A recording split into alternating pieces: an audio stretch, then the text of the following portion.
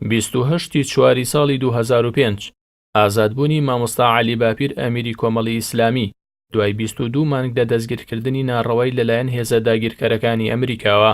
لەو ڕۆژەدا لە ناوچەی چیمەن مامۆستا لە نێو ئاپۆڕە و خرۆشی جەماوەردا گەڕایەوە ناو دۆست و خزمانی.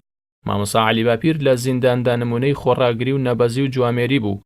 بچووکترین سازشی بۆ ئەمریکا نەکرد و تەنانەت ئیمزاشی لەسەر ئەو نووسراوە نەکردبوو کە ئەمریکا بەویستی خۆی بۆ ئازادبوونی هۆنی بوویەوە تا بە پێداگری مامۆستا گۆڕی بیان. لە کاتی زیندانیکردنیدا خۆپیشاندانی هەزارەها لە مامۆستایانی ئاینی و مامۆستا و خوێندکار و ژنان و پیاوان لە شار و شارۆچکەکانی کوردستان و بگرە ئەوروپاش بۆ ئیدانەکردنی دەستگیرکردنەکەی ڕێکدەخران.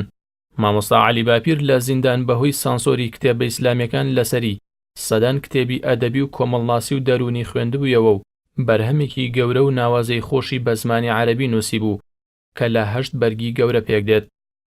28 چواری هەموو ساڵێک ڕۆژی جیهانی ئەو کرێکارانەیە کە لە کاتی ئەنجامدانی ئەرکەکانیاندا یا گیانی خۆیان بەخشیوە یاخود کەمەندان بوون.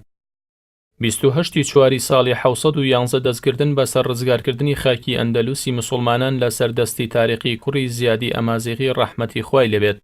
ئەندەلوس یەکێک بوو لە گەورەترین ویلایەتەکانی حوکمی ئیسلامی. 28 چواری ساڵی 1936 کۆچی دوایی مەلیک فوادی یەکەمی مەلیکی میسر ناوبراو نۆیەمین کەسایەتی بنەماڵی محەممەد عەلی پاشای میسر بوو کە دژی حوکمی عوسمانیەکانی یاخی بوون و هەڵگەڕانەوەی هەڵبژارد. 28 چواری ساڵی 1937 لەدایکبوونی سەدام حسێنی سەرۆکی پێشووتری عێراق لە گوندی عۆجەی تکرێت. هەر بە مناڵی باوکی دەمرێت و دایکی شوو دەکاتەوە و سەدامیش لە ژێرسایی زەرباوکێکی دڵڕەق و توند و تیژدا گەورە دەبێت. هەر ئەم گرێ دەرونی و توند و تیژیەش بەرامبەری وا دەکات کەسایەتێکی گرژ و توند و تیژی لێ دەرچێت و سەرنجامیش بگاتە کورسی حوکمی عێراق و ببێت بە یەکێک لە دیکتاتۆر و ستەمکارەکانی مێژوو لە ڕۆژهەڵاتی ناوەڕاستدا.